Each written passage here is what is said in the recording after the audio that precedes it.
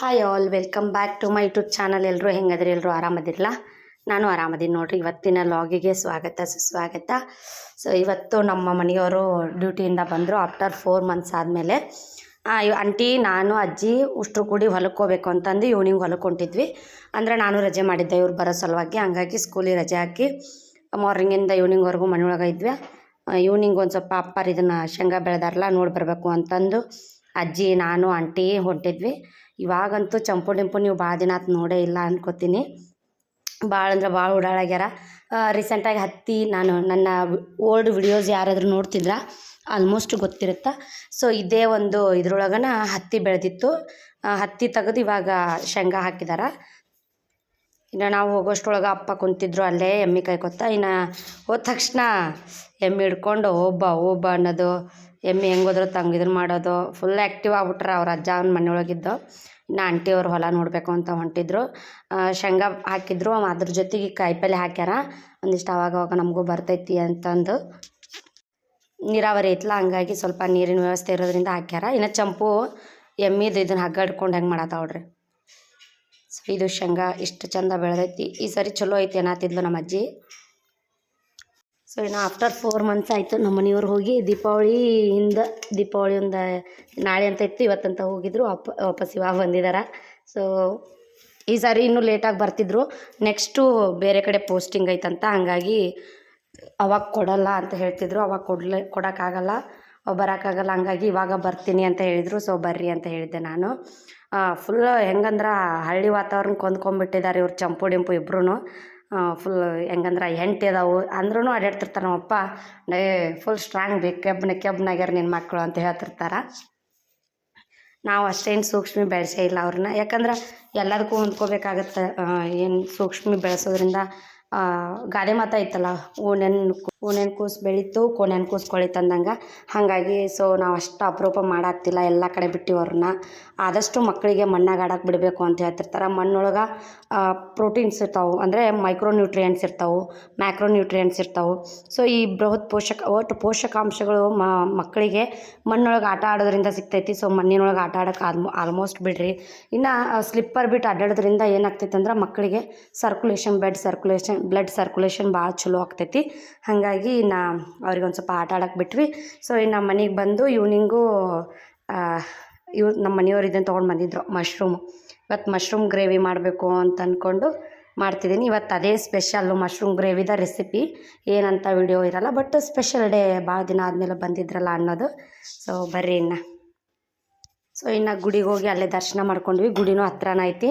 ಅವ್ರ ಡ್ಯಾಡಿಗೆ ಇವತ್ತು ಹೆಚ್ಚಾತಿದ್ರು. ಫಸ್ಟ್ ಚಂಪು ಐತಲ್ಲ, ಅವ್ರ ಡ್ಯಾಡಿ ಹತ್ರ ಹೋಗಲೇ ಇಲ್ಲ, ಬಟ್ ಆಮೇಲೆ ಹೋದ್ಲು.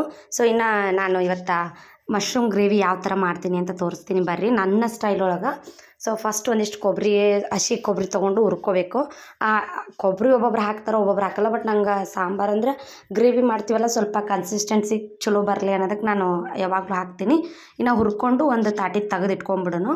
ಸೊ ಇನ್ನು ನೆಕ್ಸ್ಟು ಮಶ್ರೂಮ್ನ ತೊಗೊಳ್ಳೋನು. ಒಂದು 2 ಪಾಕೆಟ್ ಮಶ್ರೂಮ್ನ ತೊಗೊಂಡು ಬಂದಿದ್ರು ನಮ್ಮ ಮನೆಯವರು.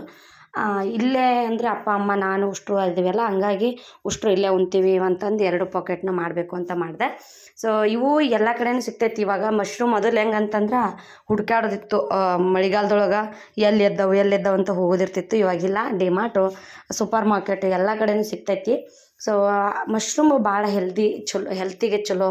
ಸೊ ಹೆಲ್ದಿನೂ ಕೂಡ ಇರುತ್ತೆ. ಹಾಗಾಗಿ ಅವಾಗವಾಗ ಸ್ವಲ್ಪ ತಿಂತಿರಬೇಕು. ಮಶ್ರೂಮ್ ಸಾರು ಆಯಿತು, ಗ್ರೇವಿ ಆಯಿತು ಮಾಡಿಕೊಂಡು. ಸೊ ಇನ್ನು ಮಶ್ರೂಮ್ನ ನೀಟಾಗಿ ಕ್ಲೀನ್ ಮಾಡ್ಕೊಂಬಂದ್ಬಿಡೋನು.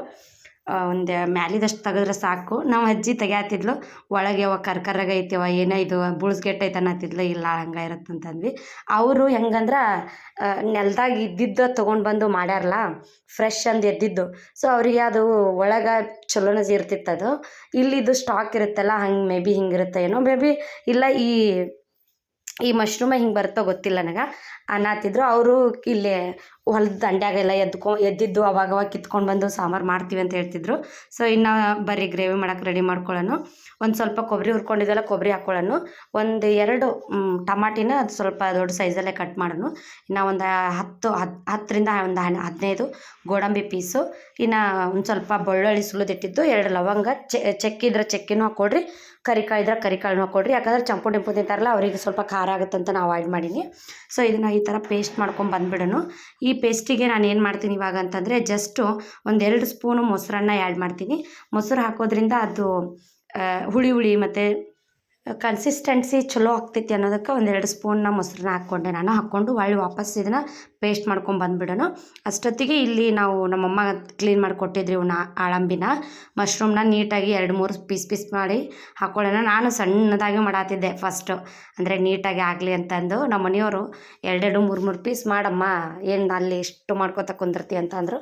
ಬಟ್ ಅದು ಸಣ್ಣದಾಗಿ ಮಾಡಿದ್ರೆ ಬಾಯಿಗೆ ಸಿಗಲ್ಲಲ್ಲ. ಸ್ವಲ್ಪ ದೊಡ್ಡದು ಮಾಡಿದ್ವಿ ಅಂದರೆ ಚಿಕನ್ ಟೈಫ ಆಗ್ತೈತಿ. ಹಾಗಾಗಿ ಸ್ವಲ್ಪ ಫಸ್ಟ್ ಅವ್ರು ಹೇಳಿಕೆತ ಮೊದಲ ಹಂಗೆ ಮಾಡಿದೆ, ಆಮೇಲೆ ದೊಡ್ಡ ಮಾಡಂದ್ರಲ್ಲ. ಸೊ ಸರಿ, ನಾ ದೊಡ್ಡ ಮಾಡಿದ್ರಾಯ್ತು, ಮೊದಲೇ ಟೈಮ್ನೂ ಆಗೈತಿ ಅಂತ ಅಂದ್ಕೊಂಡ್ವಿ.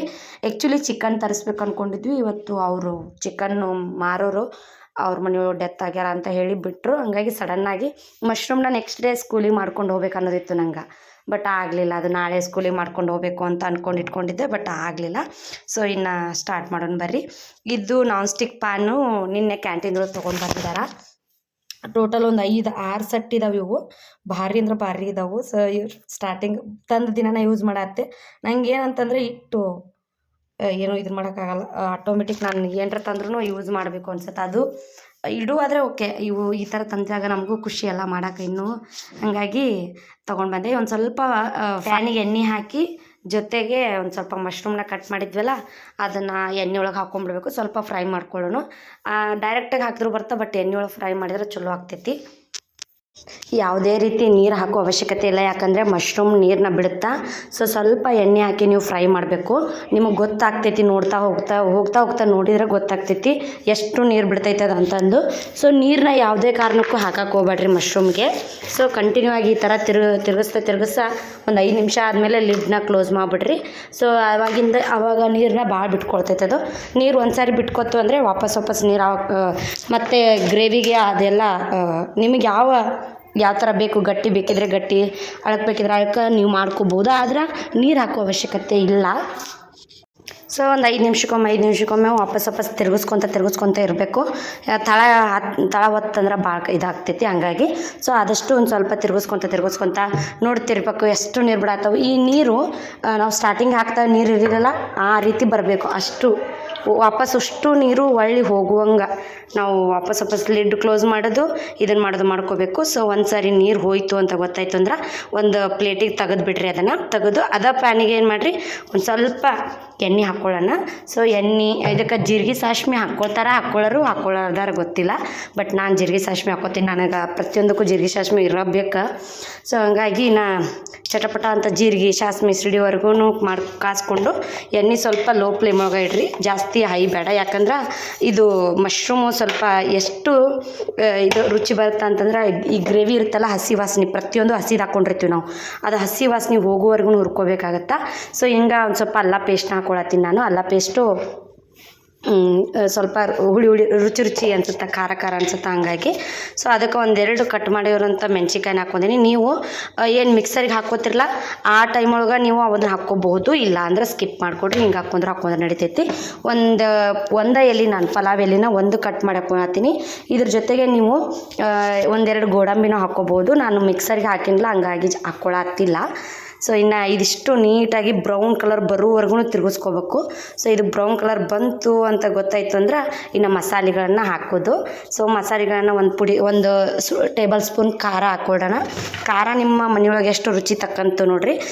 ಜಾಸ್ತಿ ಇರುತ್ತೆ, ಒಬ್ಬೊಬ್ರು ಕಡಿಮೆ ಇರುತ್ತೆ. ಇನ್ನು ಸ್ವಲ್ಪ ಜೀರಾ ಪೌಡ್ರ್ ಹಾಕ್ಕೊಳತ್ತೀನಿ. ನೆಕ್ಸ್ಟ್ ಅರಿಶಿನ ಪುಡಿ. ಸೊ ಲಾಸ್ಟು ಗರಂ ಮಸಾಲ ಹಾಕ್ಕೊಂಡು ಸ್ವಲ್ಪ ತಿರುಗಿಸ್ಕೊಂಬಿಡೋಣ. ಉಪ್ಪಿಗೆ ಹಾಕ್ಕೊಳತ್ತಿಲ್ಲ ನಾನು. ಉಪ್ಪು ಯಾಕಂದ್ರೆ ಲಾಸ್ಟು ಒಂದು ಸ್ವಲ್ಪ ಗ್ರೇವಿ ಮಾಡ್ತೀವಲ್ಲ ಅದ್ರ ಮೇಲೆ ಡಿಪೆಂಡ್ ಅದು. ಉಪ್ಪಿಗೆ ಹಾಕಿದ್ವಿ ಅಂದ್ರೆ ನಮಗೆ ಉಪ್ಪು ಗೊತ್ತಾಗಲ್ಲ ಅಷ್ಟು. ಒಮ್ಮೊಮ್ಮೆ ಯಾಕಂದ್ರೆ ಮಶ್ರೂಮು ನೀರು ಬಿಡುತ್ತಾ, ಹಾಗಾಗಿ ನಾವು ನೀರು ಹಾಕಿದ್ವಿ ಅಂದರೆ ಒಂದೊಂದು ಸಾರಿ ಉಪ್ಪು ಆಗಲ್ಲ, ಒಂದೊಂದು ಸಾರಿ ಉಪ್ಪು ಜಾಸ್ತಿ ಆಗುತ್ತೆ. ಹಂಗಾಗಿ ಸೊ ಇನ್ನು ನಾವು ಏನು ರುಬ್ಕೊಂಬಂದಿದ್ವಲ್ಲ ಆ ಒಂದು ಪೇಸ್ಟನ್ನು ಇದಕ್ಕೆ ಹಾಕಿ ಪೂರ ಮಿಕ್ಸ್ ಆಗಬೇಕು. ಆ ರೀತಿ ಮಾಡ್ಕೊಳ್ಳೋಣ.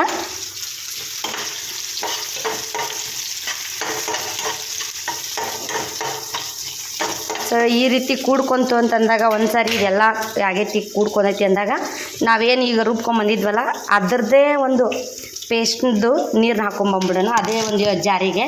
ನೋಡಿರಿ ಈ ಥರ ಸಪ್ರೇಟ್ ಆಗಬೇಕು, ಎಣ್ಣೆ ಅದು ಎಲ್ಲ ಮಿಕ್ಸ್ ಆಗಬೇಕು ಕರೆಕ್ಟಾಗಿ. ಅರ್ಧಂಬರ್ಧ ಇದನ್ನು ಮಾಡೋಕ್ಕೆ ಹೋಗ್ಬೇಡ್ರಿ. ಸೊ ಒಂದು ಸಾರಿ ಈ ರೀತಿ ಆದಮೇಲೆ ಅದೇ ನಾವೇನು ಜಾರಿಗೆ ಹಾಕ್ಕೊಂಡಿದ್ವಲ್ಲ ಅದೇ ಜಾರಿಗೆ ಒಂದು ಸ್ವಲ್ಪ ನೀರನ್ನ ಹಾಕಿ ಕರೆಕ್ಟಾಗಿ ನೀರೆಲ್ಲ ಮಿಕ್ಸ್ ಆಗಿ ಆಗೋವರೆಗೂ ಇದನ್ನು ಮಾಡಿಕೊಡ್ರಿ. ಜಾಸ್ತಿ ನೀರು ಬೇಡ, ಯಾಕಂದ್ರೆ ಇದು ಹಾಕೋತೀವಲ್ಲ ನಾವು ಏನು ಮಶ್ರೂಮ್ನ ಹಾಕೋತೀವಲ್ಲ ಅದಾದಮೇಲೆ ಬೇಕಿದ್ರೆ ನೋಡೋಣ. ನಾ ಈ ಸೈಡು ಮಶ್ರೂಮನ್ನು ತೆಗೆದಿಟ್ಟಿದ್ದೆ. ಒಂದು 5 ನಿಮಿಷ ಅದು ಏನು ನಾವು ಪೇಸ್ಟ್ನ ಮಾಡ್ಕೊಂಡಿದ್ವಲ್ಲ ಅದು ಎಲ್ಲ ಕಂಬೈನ್ ಆಗಿಬಿಡ್ಲಿ, ಅಂದರೆ ಮಿಕ್ಸ್ ಆಗಿಬಿಡ್ಲಿ ಮಸಾಲೆ ಜೊತೆ. ಸೊ ನೋಡಿರಿ ಒಂದು ಕುದಿ ಬಂತು. ಈ ಥರ ಕುದಿ ಬಂದಾಗ ನಾವೇನು ಕಟ್ ಮಾಡಿದ್ವಲ್ಲ ಮಶ್ರೂಮನ್ನು ಹಾಕ್ಕೊಂಬಿಡೋಣ.